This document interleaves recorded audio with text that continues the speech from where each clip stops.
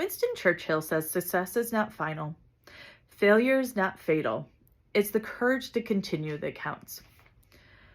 When it comes to feeling failed by your fertility, what if instead of feeling failed by it, you just needed a different guide? We are all on this journey of life. We all will reach the same destination, our ultimate end. But we all have different checkpoints we want to hit along the route. If you are watching this video, I know you have not been able to obtain that checkout where you finally reach parenthood. But what if with a different guide, you were rerouted and given a different route to go with different tools to be able to obtain that checkpoint of parenthood? What if through these tools and attaining your quality of health, you were able to have the courage to try again? Hi, I'm Dr. Jen, and I would be honored to be your guide on your fertility journey. In this video, we're going to talk about when feeling failed by your fertility, why you're feeling like that, the importance of what your body is trying to tell you, and the importance about making space. So when it comes to feeling failed by your fertility, we always ask ourselves why, right? So when you ask yourself why, let me know if this sounds familiar. Are you saying, why is this happening to me? I'm a woman. I'm a wife or a spouse. I was put on earth to have babies if I so choose, and yet I can't do the one simple thing nature intended. Thousands of other women can do it. How come I can't? Or if you're a male, are you thinking, I just want to give my wife this one thing she's always wanted. I want to be a father, and yet I don't know how to fix this. What if instead of asking, why me? Why can't I?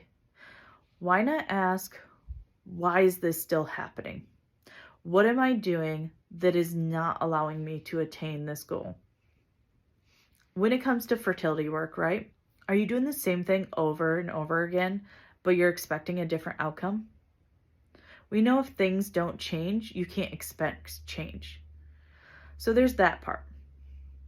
And then what if you're saying, but I've done all the things, right? You're like, I've tried all the different things. I've gone to all the different places, and I'm still not getting there.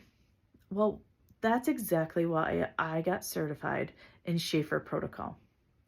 With Schaefer Protocol, we teach couples to listen to their bodies and understand that nothing is failure.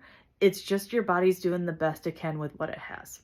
So when you're feeling failed by your fertility, your body's not failing you.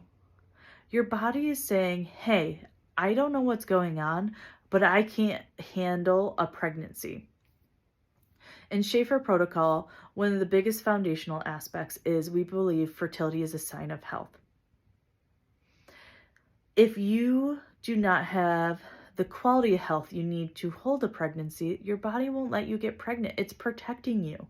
It's actually keeping you safe, because if you were to get pregnant, it might be very hard to hold the pregnancy, or, there can be lots of things that happen through the pregnancy that could risk your life or the baby's life.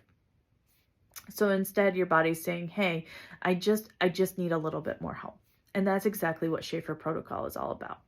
There's pregnancy, and then there's quality of pregnancy. There's health, and there's quality of health.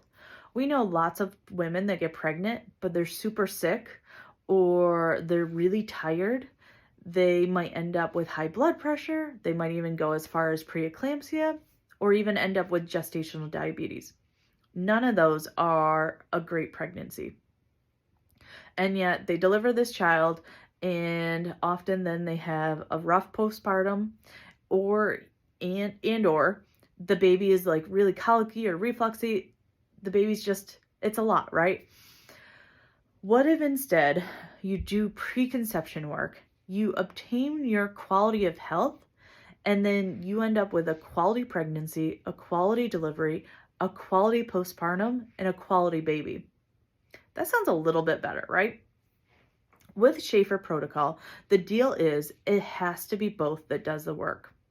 You might be thinking, but the woman holds the baby, carries the baby, grows the baby. What does dad have anything to do with it? Did you know your baby's active gene makeup is 60% dad, 40% mom? So you are both important on this preconception journey. And that's why we will not work with any other version than both mom and dad to be. It has to be both of them doing the work.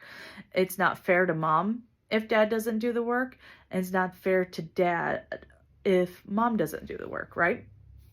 It's not fair to the baby if we don't make sure that mom and dad have to do the work.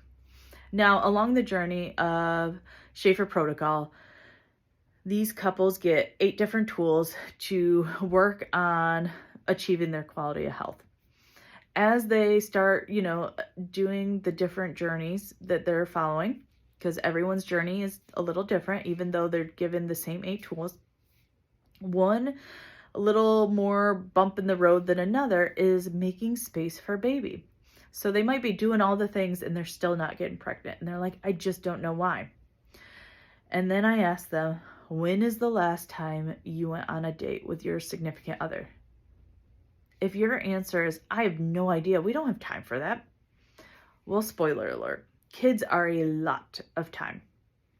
So it's important to start these habits now so that you can keep them after the baby comes. So can you once a week go on a date with your spouse? I don't care if you go to your favorite place or you just stay home and have dinner together or do whatever you would like to do together at home. But you can't have technology. So no phone, no TV, just the two of you. It gives you a lot of time to talk and communicate and reconnect. Now, another important feature is, when's the last time you took care of you? When's the last time you went and did some self-care just by yourself? And it's important for both couples to take individual time as well.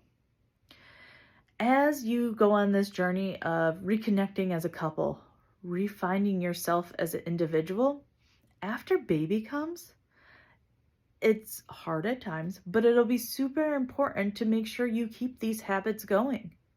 Making sure you still have dates with your spouse, making sure you still do self-care. It is not selfish to put your relationship in front of taking care of your child. It is not selfish to put you first when taking care of your child. When you married your spouse or you decided as significant others, you wanted to have this child, you knew it took 2. We also knew that it takes a village. So your husband gets to have individual time with your child while you have self-care. You get to have individual time with your child while your husband has self-care. And you guys get to have joint connection while someone else gets to have this connection with your child one-on-one. And as this baby grows into a child, into an adult, they will notice the importance of keeping a relationship going. They will notice the importance of self-care for themselves. And it will grow the strength of their bond with you as parents and for their future significant others as well. So as you're watching this video, there's a lot different perspectives that are being said than what you've heard before. Schaefer protocol does that a lot. What's okay is to understand that you might have to watch this a few times or be exposed a few times before you're ready to jump on that ship. If you have questions or thoughts, feel free to leave them in the comments. And if you think this is something that you would like to learn more about or, talk more about, feel free to click the link and we can do a 15-minute consult. It's complimentary and we can see if I can be of a guide for you. Like I said, if you have any other thoughts or comments, just leave them in the comment section.